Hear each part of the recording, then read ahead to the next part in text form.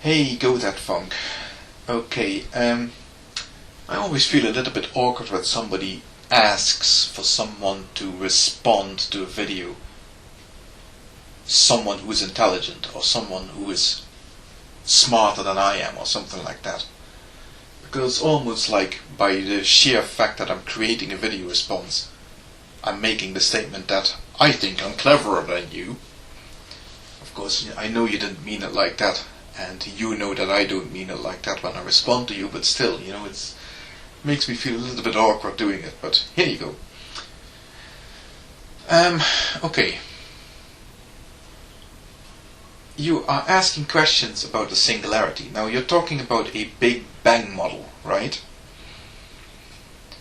And you yourself are aware of the fact that the Big Bang model is, a little bit outdated maybe. Not that people don't believe in Big Bangs, but that, in current physical models, cosmological models, the Big Bang is a bit different to what it used to be, especially in things like string theory. It becomes a very different entity altogether.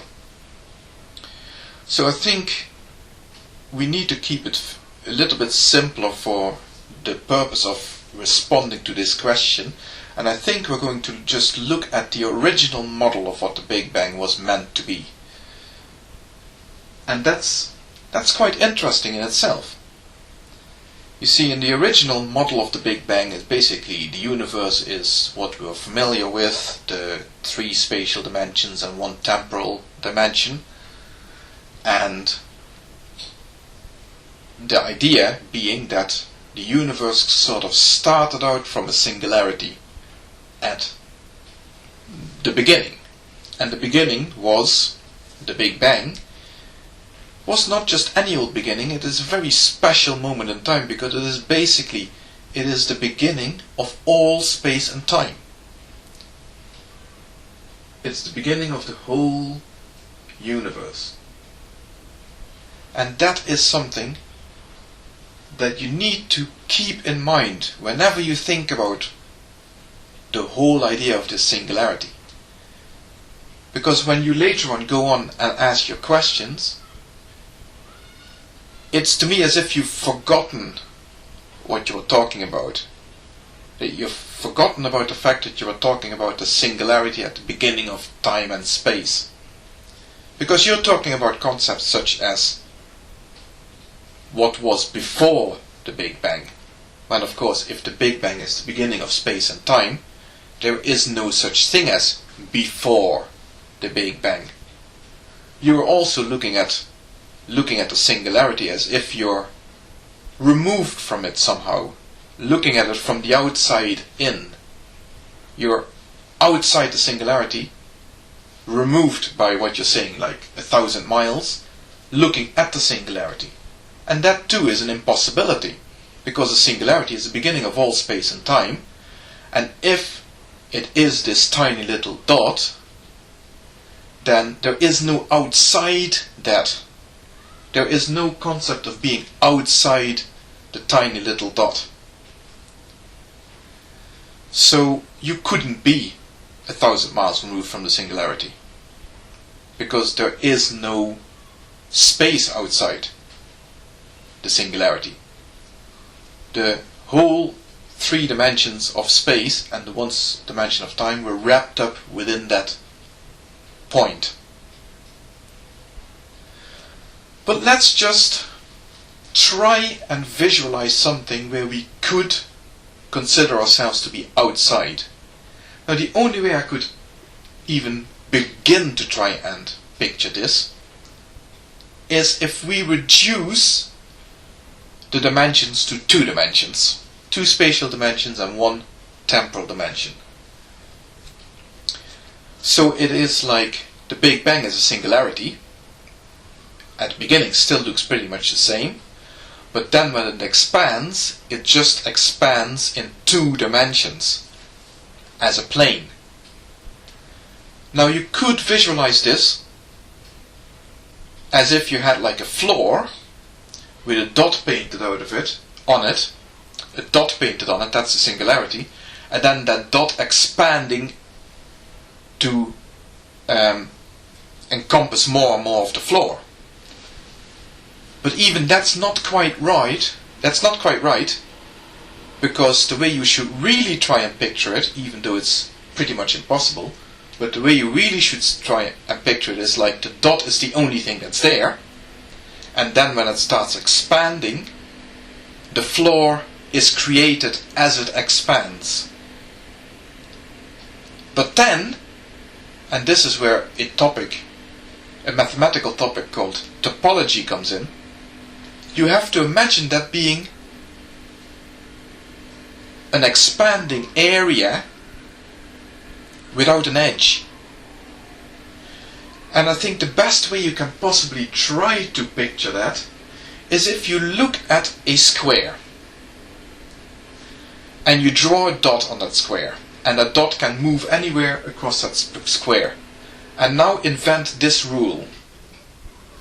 Whenever the dot reaches the right hand side of the square, rather than hitting the edge, it should think that there's no edge there, right?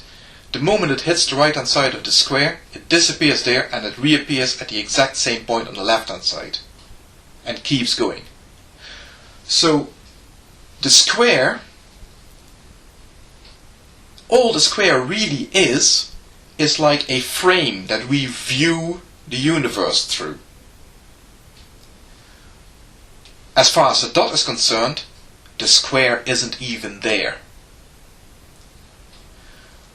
Now, the thing is that the universe would be completely flat in this particular topology, as I called it, right? The square is completely flat and the dot moves in it. And still, according to the mathematical concept of topology, that type of a universe would be called a torus. And the best way to visualize a torus is a donut. Now, a donut is something that's three-dimensional. But the surface of the donut is a two-dimensional thing. And it has the same mathematical topology as that square that I just described. Because if you go in one direction, through the hole in the donut, say, you can keep going forever and ever and ever and never reach an end. And in the other, along the circumference of the donut, you can also keep going around and around and around forever.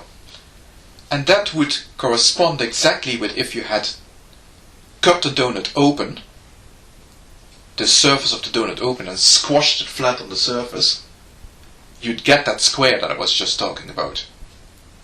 And where you were moving around and around through the hole or around and around along the circumference, that would correspond with what I was describing with the dot reaching the edge and then just immediately reappearing at the other edge. This is extremely hard to visualize. I know it is. But there you have it. So that is a way you could visualize how that expanding dot on the floor could behave, or the expanding dot that, as it expands, creates the floor, would behave in our two-dimensional with one time dimension model of the universe, expanding from a singularity. And now we can finally come back to the point that you are talking about, saying being 1,000 miles removed from the singularity. The only way you could really be 1,000 miles removed from the singularity is if you were removed from it in a dimension that does not take part in the singularity. In other words, in our example, the universe is two-dimensional. It creates a surface as it expands, and you would be hovering above that surface in a third dimension, 1,000 miles removed from the singularity, and you would see it expand from that height. Now obviously it doesn't matter how fast the universe expands in that case, because you're in a dimension perpendicular to it. And you will always be looking down on it, and it will never get any closer to you. Whether it goes with the speed of light, slower or faster, it doesn't matter. Now you might say, okay, let's just, even though it is wrong, technically speaking, imagine that we are on the floor where that dot is expanding. So, and we could somehow be 1,000 miles removed from the dot before it starts expanding. In that case, you would still not have the same situation as what you're describing, because the inflation of the universe is not something that behaves according to the laws of relativity. When the universe expands, it's the universe that is expanding. It is the actual space and time itself that is expanding, not the matter that's contained in it. So, as a result, it is not constrained by relativity. The only thing that relativity applies to is matter. Only matter is subject to relativity, is subject to the speed limit of the speed of light. The universe itself is not, and it can expand at any rate. And that is what actually happened at the start of our universe. As it expanded, went through an inflationary phase at which it expanded faster than the speed of light. So, in that case, it would just catch up with you and overtake you. But like I said, that cannot actually happen, because that would mean that you would exist somewhere outside of all of time and space, as was defined by the singularity, and that couldn't happen in any case. So I am pretty sure that by giving you this explanation, I have probably just confused you even more. And all I can do is apologize for that.